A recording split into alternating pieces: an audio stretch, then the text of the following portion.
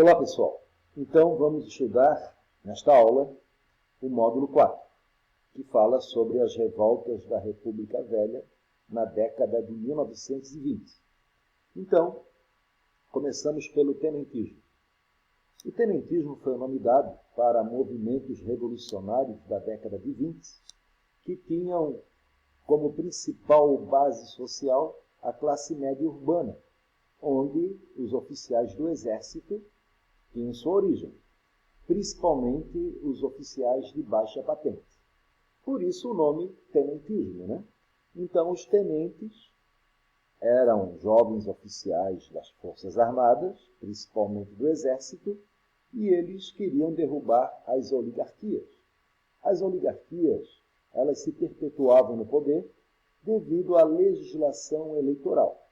Então, pela Constituição de 1891, o voto no Brasil era aberto, voto falado, não era voto secreto. Então, isso abria caminho para o controle dos eleitores por parte dos fazendeiros, já que o Brasil era um país rural, hegemonicamente rural.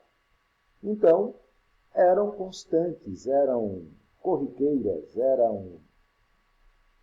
sempre ocorriam fraudes eleitorais, né? Então, devido a esta situação, né, as eleições eram eleições marcadas pelo voto de cabresto, pelo curral eleitoral.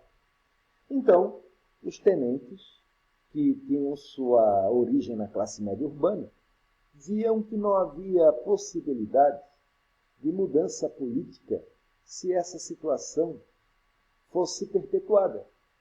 Pela via eleitoral era impossível. Então, eles achavam que a via revolucionária seria o caminho. As principais ideias dos tenentes eram a moralização da política brasileira. Era um movimento reformista, defendiam reformas políticas, administrativas, constitucionais. Então, defendiam o ensino primário obrigatório, criticavam que a educação brasileira era divorciada da nossa realidade, um ensino bacharelesco, né? Então, eles defendiam também a criação da justiça eleitoral para o Brasil ter a verdade, né? A justiça eleitoral garantiria, então, a lisura das eleições, principalmente com o expediente do voto secreto. Mas os tenentes não tinham, assim, uma ideia de revolução social. Eles tinham uma ideia conservadora de mudança política, né? Eles não viam no povo a possibilidade de uma revolução.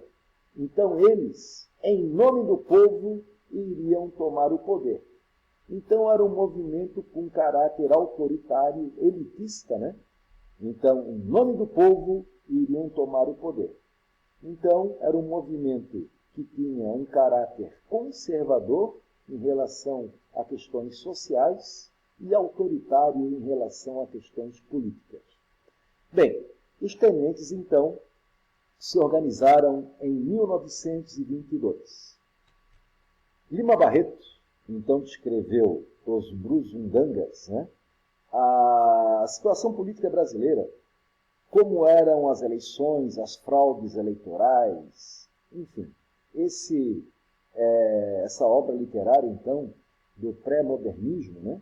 Aliás, modernismo também que iniciou em 1922.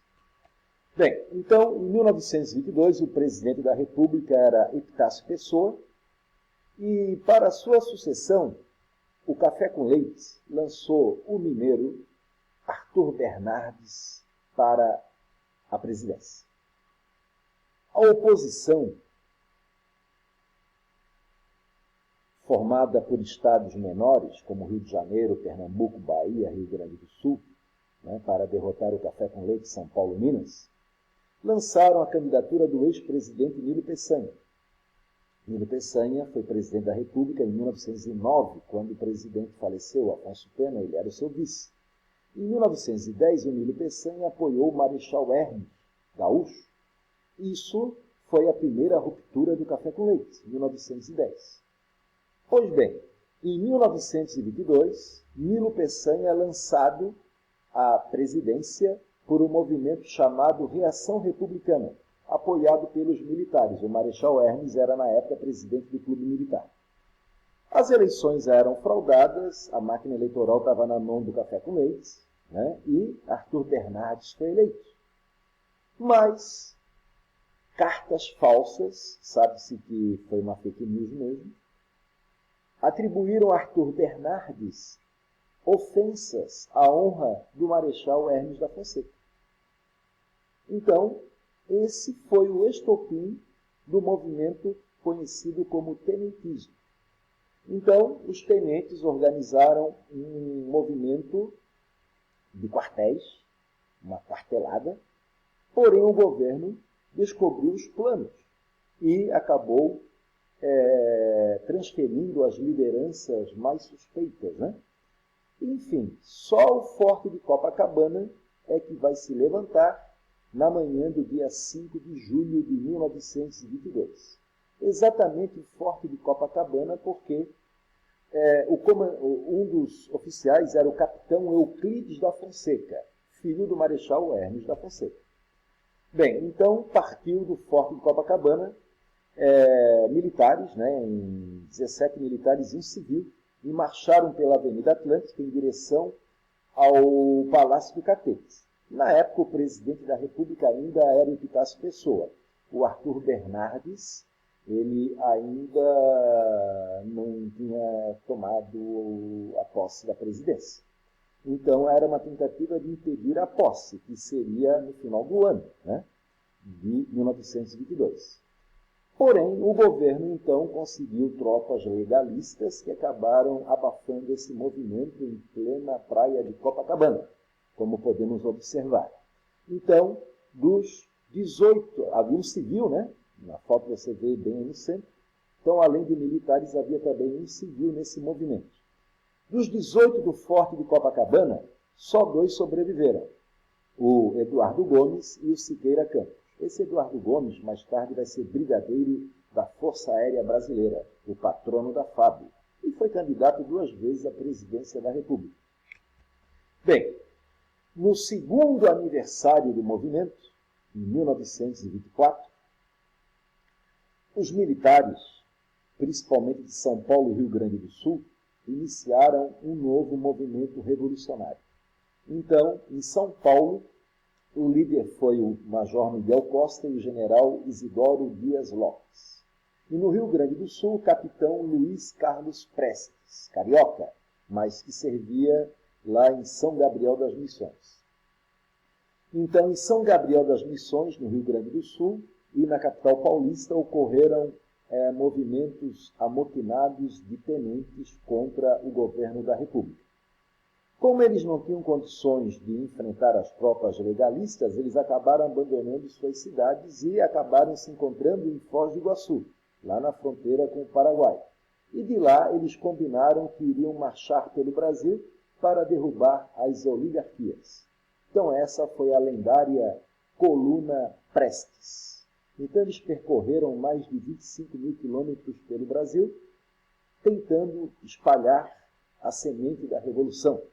Mas, nesta trajetória, eles acabaram enfrentando tropas do governo, jagunços e cangaceiros, né? Então o padre Cícero, que era um político do Ceará, falou para o Lampião atacar o Prestes, se por acaso o encontrasse lá no sertão do Nordeste, né? Mas, depois de mais de 50 confrontos, os tenentes conseguiram vencê-los, mas não conseguiram, né, enfraquecer o governo federal que ficava no Rio de Janeiro. Nem chegaram perto do Rio de Janeiro. Foi uma coluna que percorreu o interior do Brasil. Mas eles não colocaram em xeque o poder das oligarquias. Então, em 1927, 3 anos de marcha, o movimento já estava muito desgastado. E os tenentes também já estavam divididos. Havia muita indisciplina, né? Então havia violências. Então, em muitos lugares, os tenentes cometeram violências de todo tipo, roubos, estupros e tudo mais. Então, as principais lideranças do movimento tenentista acharam por bem suspender as operações, porque o movimento já estava sem controle e o governo não tinha dado sinais de estar enfraquecido. Os tenentes acabaram indo para o exílio, Bolívia e Paraguai, e lá muitos deles acabaram tendo contato com o Partido Comunista, né? Inclusive Luiz Carlos Prestes, o capitão Prestes, conhecido como Cavaleiro da Esperança, tornou-se uma das principais lideranças do Partido Comunista. Bem, o Partido Comunista foi fundado em 1922, sua origem estava no movimento anarco-sindical, né? Então, em 1917, em São Paulo, houve uma greve geral liderada por sindicatos anarquistas e, claro, influenciado pela Revolução Russa de 1917. Então, em 1922, porque em 1919 foi fundada a Internacional Comunista. Então, em 22, foi fundada a Seccional Brasileira da Internacional Comunista, chamada Partido Comunista do Brasil. Mais tarde houve mudanças, então, no nome brasileiro e do Brasil, então mais tarde vai ser uma divisão interna. O Partido Comunista logo foi colocado na clandestinidade, em 1923, mas mesmo na clandestinidade ele continuou agindo, né, organizando a classe operária, e ele vai ter um papel importante na história do Brasil, principalmente na década de 1930, durante a Era Vargas. Porém, os comunistas não apoiaram a Revolução de 30. O Luiz Carlos Prestes, o capitão da Esperança, o Cavaleiro da Esperança, não apoiou o Vargas em 1930. Porém, a maioria dos tenentes acabou apoiando a Revolução de 1930. Então, 1922 foi o ano da revolta tenentista, os 18 do Forte de Copacabana, foi o ano da fundação do Partido Comunista, mas também foi o ano da Semana de Arte Moderna, que iniciou, então, um movimento pela libertação cultural, né? Então, o Brasil, que era um importador de culturas europeias, né, vai buscar uma identidade nacional.